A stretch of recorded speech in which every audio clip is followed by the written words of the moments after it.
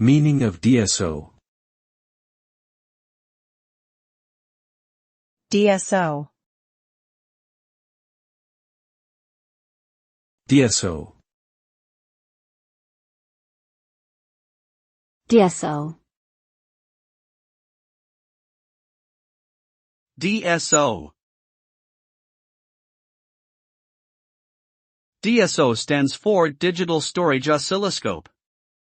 It is a type of electronic test instrument used to capture and display waveform signals in a digital format. Unlike traditional analog oscilloscopes, DSOs use digital signal processing, DSP, to analyze and display the signal.